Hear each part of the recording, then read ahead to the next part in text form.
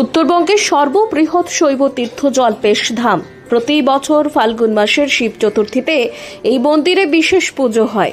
শিব চতুর্থীর পুজোকে কেন্দ্র করে মন্দির চত্বর এবং মন্দির সংলগ্ন মাঠে মেলা বসে।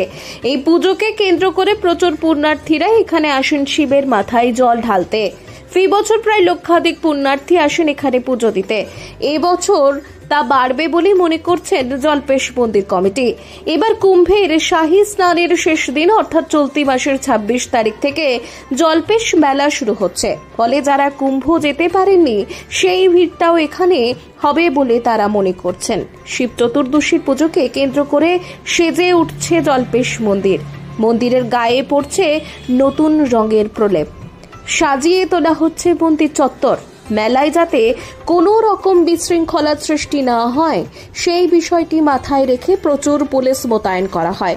তাছাড়া মন্দির কমিটির ভলেন্টিয়ার সহ সাদা পোশাকের পুলিশও থাকে। নিরাপত্তার কারণে 50টি সিসিটিভি দিয়ে মুড়ে ফেলা হয়েছে মন্দির চত্বর।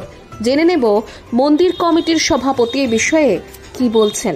প্রত্যেক বছর শিব চতুর্দশী মেলা অনুষ্ঠিত হয়, তবে এইবার মহাকুম্ভের দিন অর্থাৎ মহাকুম্ভের শেষ দিন 26শে ফেব্রুয়ারি আমাদের শিব চতুর্দশী শুরু হচ্ছে এবং এই মেলা চলবে দোল পূর্ণিমা পর্যন্ত। এবং এবারকার মেলা একটা বৈশিষ্ট্য হচ্ছে এবার একটা মহাতিথি অর্থাৎ মহাকুম্ভ। এই মহাকুম্ভের দিনই জল্পেশ শিব চতুর্দশী শুরু হচ্ছে এবং এখানে একটা বিশেষ পুজো হয় সেটাই হচ্ছে ওই 26 তারিখে শিব চতুর্দশী পুজোটা হবে। তাছাড়া এই মেলাকে কেন্দ্র করে এখানকার প্রচুর যাত্রী সমাগম, লক্ষ লক্ষ পুণ্যার্থী এখানে আসে।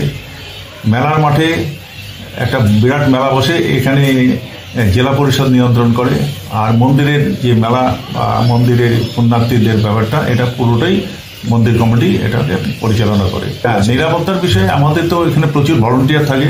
তাছাড়া জলপাইগুড়ি পুলিশ এখানে বিশেষ ব্যবস্থা করে, পুলিশের পর্যাপ্ত পুলিশ মোতায়েন করা হয় এবং যাত্রীদের সুরক্ষার ব্যবস্থা করা হয়। আমাদের এখানে প্রায় 50টার উপরে সিসিটিভি আছে এবং মন্দিরের প্রত্যেকটা কোণায় এই সিসিটিভিগুলো লাগানো আছে।